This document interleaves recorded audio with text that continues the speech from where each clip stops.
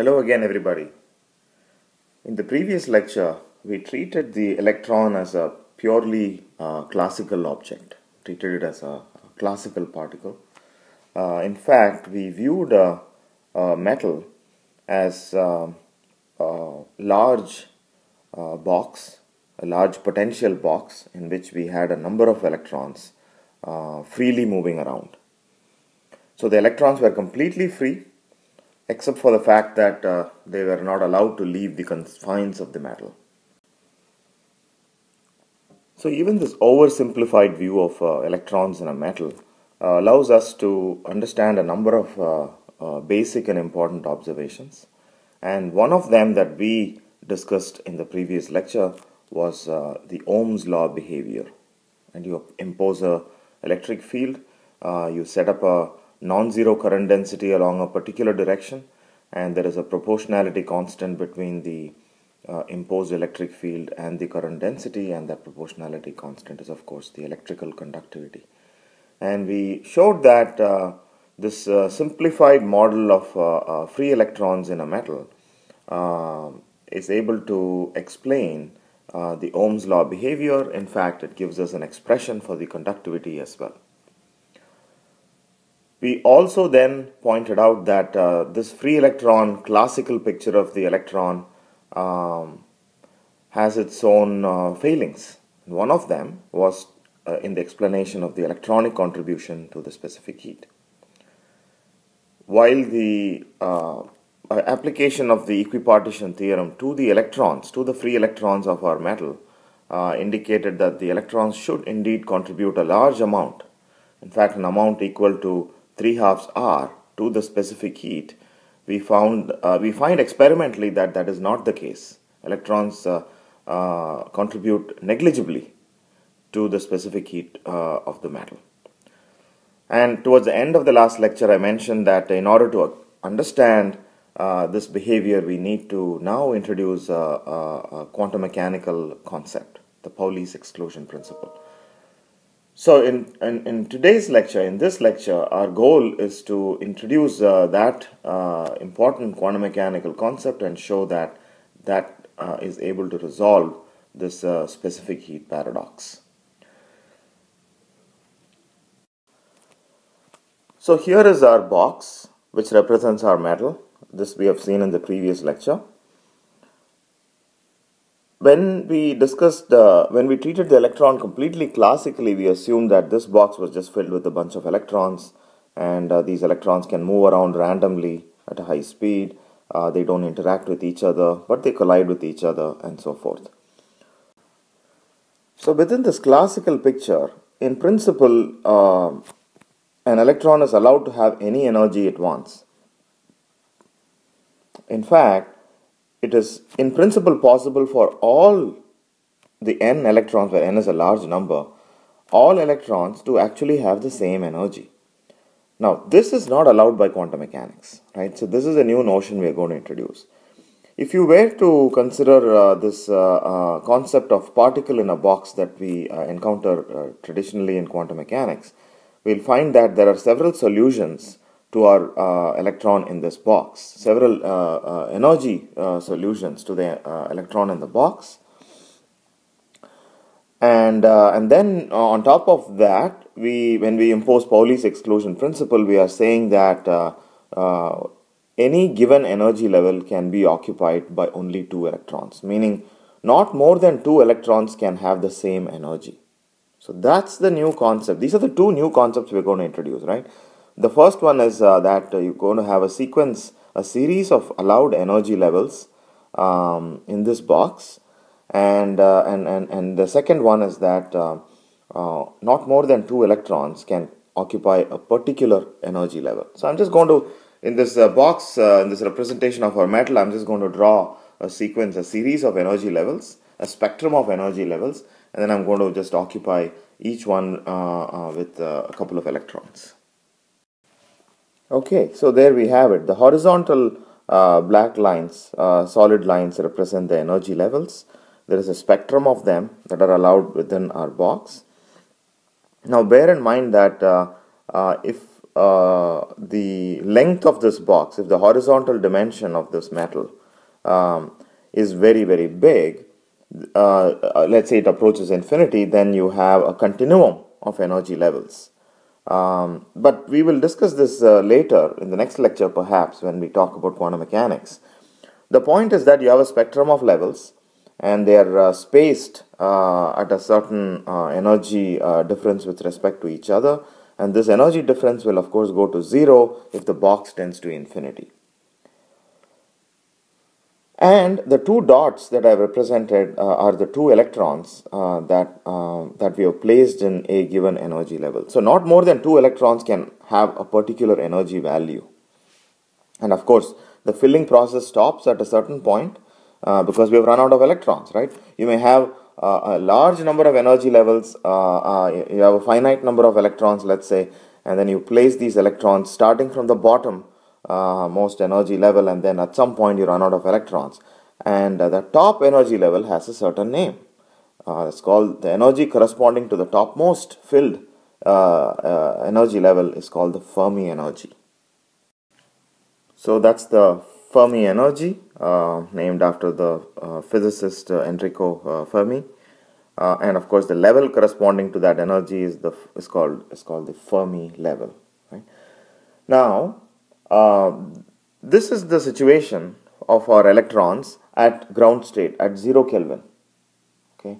Now this may seem very counterintuitive, because at 0 Kelvin, why should electrons have a non-zero energy? Why should they be bouncing around, etc.? But we'll have to address that later. This is the picture at ground state or 0 Kelvin, and we can actually graphically or even mathematically represent this situation using this Fermi-Dirac distribution function. I'm going to sketch this plot first. So the plot on the right shows you the Fermi-Dirac distribution function. F of E is the Fermi-Dirac distribution function, and E is of course the energy. What you really see here is a step function. The Fermi-Dirac distribution function can have values between 0 and 1. What this plot is showing you is that at t equals 0 Kelvin, at the ground state, all energies less than the Fermi energy EF have a Fermi-Dirac distribution function value of 1, and all energies above the Fermi energy have F of E value of 0, which means that all states at and below EF are completely occupied, and all states above EF are completely unoccupied. That's the situation at 0 Kelvin. At non-zero temperatures, at T greater than 0, what happens is this the step function gets smudged at the high energy level, at the Fermi level, and electrons begin to leak into the high energy regions. Right? So I'm going to picture that right now. So you see what is going on. So you see the black curve in the plot on the right. That's the situation at t greater than 0. You can see that the step function has been replaced by this smeared function, smeared at energy EF. Right? So electrons have kind of leaked from energy slightly below EF to energy slightly above EF at t greater than 0. This actually represents the excitation of the electrons from energy levels slightly below EF to energy levels slightly above EF. Why has this happened? Because the energy levels above EF are all unoccupied, available for electrons to occupy. Right? So when you heat the system up, electrons jump from lower occupied levels to higher unoccupied levels, and this leads to this type of a distribution function. Of course, all of these things can be nicely written down mathematically. So there it is. At t equals 0, f of E is a step function. It's 1 for energies less than E or equal to the Fermi energy, and equal to 0 for energies greater than Fermi energy. And at t not equal to 0, you have this functional form, which was originally due to Fermi and Dirac, which is why it's called the Fermi-Dirac distribution function. And you can actually verify that this particular function gives you the correct behavior by plotting this using your favorite plotting program. Now, these ideas are clearly very different from the conventional classical notions, and these constitute a fundamental departure from basic classical concepts. And as I mentioned earlier,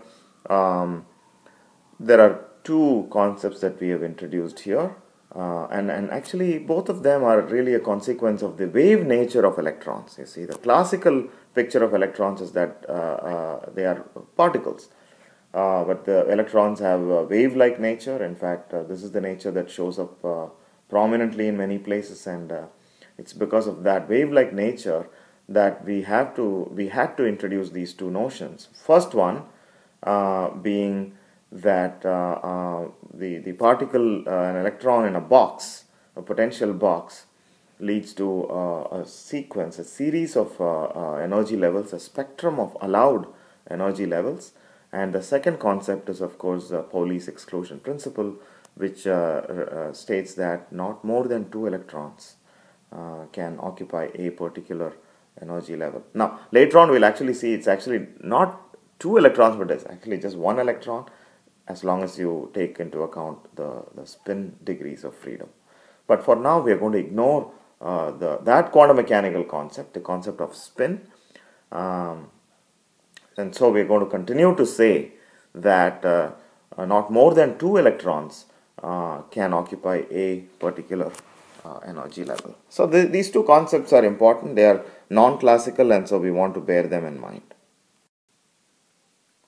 So I've just written down these two thoughts: particle in a box leading to a spectrum of energy levels, and the Pauli's exclusion principle stating that you have not more than 2 electrons per energy level. So again, just to emphasize, classically we can in principle have all of the electrons occupying the same energy level, but that's actually what leads to the problem of the electronic contribution to the specific heat being way too large compared to experiment. Okay, so that takes us closer to our goal. So we're going to use these new notions now to understand why electrons contribute negligibly to the specific heat. Okay, so let me make myself a little bit of room here.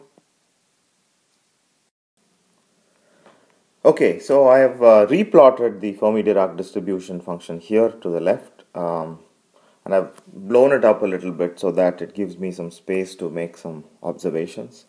Firstly, of course, I once again emphasize that the Fermi-Dirac distribution function f of E can take on values between 0 and 1. When it's 0, it basically means that that particular energy level is not occupied. And when it's 1, it means that it's completely occupied. So the Fermi-Dirac distribution function is nothing but an occupation function. So it basically states that below EF, at t equals 0 at ground state, below EF, all energy levels are completely occupied, because the Fermi-Dirac distribution function f of E equals 1, indicating complete occupation. Above EF, its value is 0, meaning nothing is occupied. Right? Of course, the situation changes as you go to higher non-zero temperatures, and that's what is indicated by this dashed line, dashed black line over here. So that's the dashed black line. So situation changes. So at these high enough energies, some of these electrons actually leak into these energy levels, right? So the occupation still continues to be 1 at very low energies, and then as you get closer to the Fermi energy, the occupation decreases, meaning some of the levels are now partially occupied, right? And then as you go to energies above the Fermi level, again there is a non-zero occupation. These electrons have gone over there. That's what it means.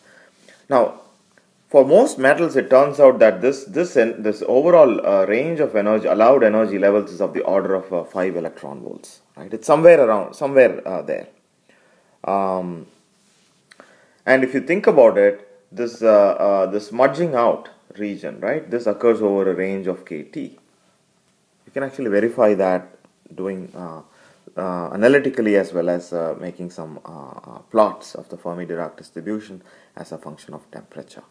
Right? So this region is really of the order of kT. If you think about it, at room temperature, if you substitute T equals 300 Kelvin and evaluate kT, you will find that it is of the order of it's 0.025 eV, right? 0.025 eV. So what is this? What is the implication? The implication is that this quantity here is much smaller than this quantity, right? So although the electrons of your metal range in energies over 5 eV, those electrons that get excited are only ranging in this energy, right? So the electrons that actually jump up and down because of thermal effects are indeed a small fraction of the total number of electrons. This is the important point I wanted to make. So the important implication here is that only a small fraction of the total number of electrons, and this fraction is of the order of kT divided by EF, are able to respond or accept the thermal energy that is supplied. Why is that? Well, it's because the electrons at the lowest of the energy levels cannot jump up, as the energy levels immediately above them are already occupied. So the only electrons that have the freedom to jump up are those electrons that are up top, close to the Fermi level. So that's basically the reason. So if you have a mole of electrons, Na is the Avogadro number, then the number of electrons that are excited per mole of these available electrons is of course equal to Avogadro number Na times kT divided by EF. Now we know that each electron absorbs an energy of the order of 3/2 kT due to thermal effects. And since we know that piece of information, and we also know the fraction of electrons that get excited due to thermal energy, we can actually write down an expression for the total average thermal energy of our mole of electrons. And then we can of course find the first derivative of that energy with respect to temperature and write down an expression for the specific heat, the electronic contribution to the specific heat. So there it is. Since each electron absorbs about 3/2 kT, the total thermal energy is going to be the product of 3/2 kT and the total number of total number of electrons excited per mole of available electrons, right? So it's 3/2 kT times Na times kT divided by EF.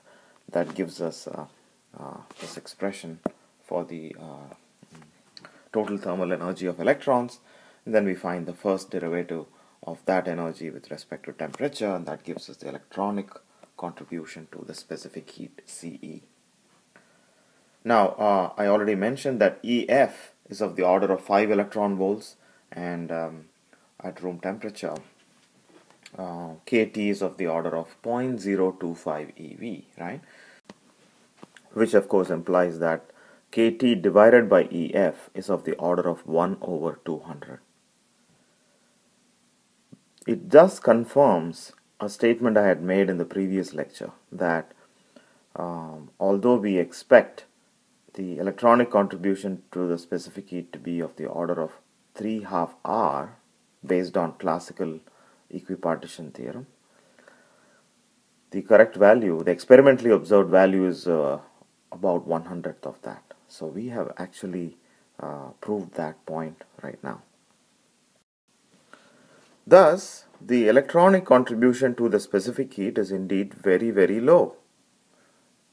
And we can demonstrate that that is indeed the case if we use these quantum mechanical concepts of energy levels being quantized, or you have a spectrum of energy levels for electrons being regarded as a particle in a box, plus the additional constraint that we can have only 2 electrons at any given energy level. Right? So that helps us prove this point that the specific heat contribution to the specific heat due to electrons is rather low. It also helps us identify another interesting feature, and that is that the specific heat, electronic contribution to the specific heat, is linearly related to temperature. Right? So take a look at this expression here. The electronic contribution to the specific heat is proportional to T. Right? All the other quantities are constants. R and K are constants, and EF is of course a property of the material. So the only real extrinsic variable here is temperature. So the specific heat is linearly related to temperature, unlike the lattice or thermal vibrational contribution to the specific heat, which, remember, at low temperatures was proportional to the cube of the temperature. So the electronic contribution to the specific heat, on the other hand, is linearly related to temperature, and this again is consistent with experiment, and it's known that the electronic contribution to the specific heat is indeed just linearly related to temperature. So that's another real victory for quantum mechanical ideas. Okay, so in the rest of this lecture, we are just going to solidify some of the concepts that we have just encountered. Right? We are going to talk about the Fermi surface, the Fermi sphere, and so forth. Just building on the ideas that we have just introduced. So here is our very familiar picture of our bunch of electrons in a metal. Particle in a box, continuum or discrete energy levels, which are occupied up to a certain energy, the Fermi energy, with 2 electrons in a given energy level. Now, since these are free particles, we are assuming still that these are free particles, free within the confines of a metal. The energy of each electron is entirely kinetic. Right? So it's 1/2 mv squared, where of course v squared equals vx squared plus vy squared plus vz squared in 3D. So we can represent each electron in terms of its energy or in terms of its velocity, right? In terms of its energy E, or in terms of its the triplet, three components of the velocities vx, vy, vz. So this means that we can represent our electrons in terms of their velocities as well. So this takes us to this alternate picture. So here is a picture of the velocity space that our electrons would occupy, right? So what I've shown in 2D is the Vx, Vy space, and the blue points are points corresponding to specific values of Vx and Vy, and so we can look upon our electrons either in terms of their energy values as shown in the picture above, or in terms of the corresponding velocity values that they would take. Now, so at this point, let me make another important observation. We just noted that our energy of our electrons is purely kinetic, so it's 1/2 mv squared, which also means that we can determine the value of the velocity of the highest energy electron.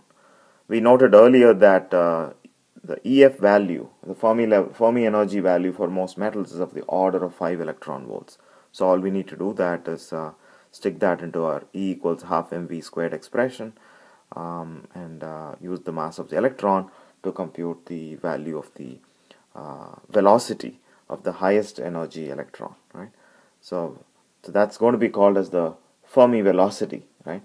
The Fermi velocity is the velocity of the electron at the Fermi level. So here it is. So we represent the Fermi velocity by the symbol Vf, which is nothing but the square root of 2 times the Fermi energy divided by the mass of the electron, and we've evaluated that for a typical metal, and the numerical value is of the order of 10 to the 6 meters per second. Now that should sound familiar, because in the last lecture I made the claim that the random velocity of these electrons is rather high, right? That it was of the order of 10 to the 6 meters per second, and here we are showing that this is something to be expected, at least for the highest energy electron, right? Okay, so that's the Fermi velocity. Now let's go back and look at this picture on the left. This picture over here. Now we can actually draw a circle of radius Vf, right? So this is of course a circle in 2D, but it's a sphere in 3D, and since the sphere has a radius Vf, the surface of the sphere really corresponds to the Fermi level, right? And so this is called the Fermi sphere, and the surface of the sphere is called the Fermi surface, and of course all states within this Fermi sphere are all occupied states. So every point, every blue point that you see inside the circle or inside the sphere corresponds to a doubly occupied state in the picture up above, right? So this is a point we want to bear in mind. So you see, we have now transformed our energy level picture to a velocity space picture, and now I'm going to warn you that this Vx, Vy, Vz picture, the velocity space picture, is really going to be equivalent to our Q space that we've been talking about for quite a while. Of course, within the context of electrons, we use the letter K instead of Q, but this velocity is really related to our reciprocal space quantity K or Q. Okay, so now let us continue with this picture that I'm showing over here, and we're going to use that picture to understand the Ohm's law behavior that we already visited within the context of the classical electron, right? Okay, now let's take a look at this picture again. In the absence of any electric field,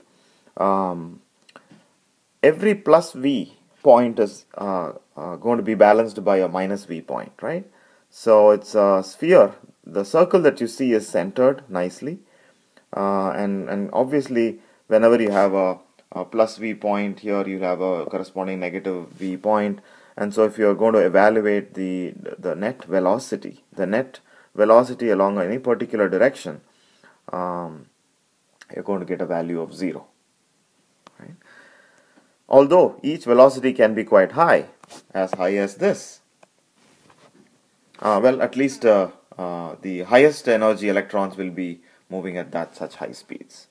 In any case, the point I'm trying to make is that the velocities are all balanced. Every positive velocity will have a corresponding negative velocity counterpart in this picture, and so they'll all get cancelled. At an average, the speed in any particular direction is going to be 0 in the absence of an electric field. The question is, what happens when you now impose an electric field on this material, on this conductor, on this metal, right?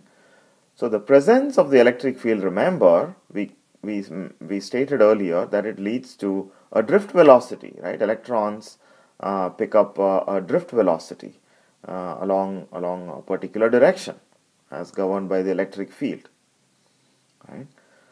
Now, what happens to this picture then when we apply an electric field? What happens is this whole Fermi sphere, right, this circle, the sphere, gets displaced opposite to the direction of the electric field E. Let me show that. Okay, so that's what I've tried to show. So we are imposing an electric field E, let us say, along that direction, and the impact of that electric field is going to be that our Fermi sphere, which was originally the red circle, got displaced to the black circle. So our Fermi sphere got displaced because of our electric field. The implication of this displacement is that now our velocities are not balanced. You can actually understand that intuitively by just looking at this black circle, which is no longer centered in the velocity space, right? So there are some negative velocities which will not be cancelled by positive velocities. In fact, there is a crescent which I'm going to show right now over here. That's the newly shaded region, newly hatched region.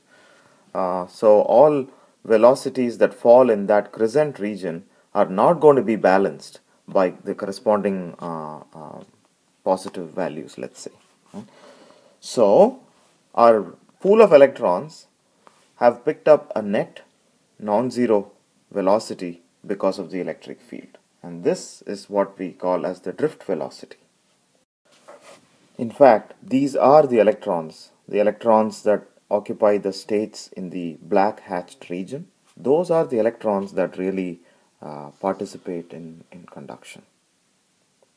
In fact, because the hatched region is going to represent our drift velocity, we can actually write down a very simple expression for the fraction of electrons that contribute to conduction, right? It's the hatched region divided by the overall sphere, of course, right? So if the hatched region is going to lead to a velocity Vd, a drift velocity Vd, and the overall sphere is going to lead to a velocity Vf, the fraction of electrons that contribute to conduction is of course Vd over Vf. So given that this is the fraction of electrons that contribute to conduction, these are really the electrons at the very top of our energy level diagram, right? Electrons that are very close to the Fermi energy, really. Anyway, so if this is the fraction of electrons that contribute to conduction, then we can write down the expression for our current density J as minus n minus E times the concentration of electrons n times the fraction of electrons that contribute to conduction times the velocity of the highest energy electrons, which is Vf. The Vf's cancel out, and we finally get the result that we derived using the Drude-Lorentz theory, which is n times E times Vd. But note that this result was arrived at from a completely different route, right? We took the quantum mechanical route, but we arrived at the same classical result, which is what makes all this quite exciting. So that concludes today's lecture. The point I want to make is that quantum mechanical notions will have to be used to better understand the behavior of electrons. And so in today's lecture, we introduced a couple of quantum mechanical notions. We supplemented the classical picture of the last lecture with a couple of new quantum mechanical notions, which is why I'm calling this the semi-classical model of the electron. It's still not fully quantum mechanical because some of the notions were introduced without any justification, right? So the justification for some of these notions will be provided in the next lecture when we dive into quantum mechanics. Thank you.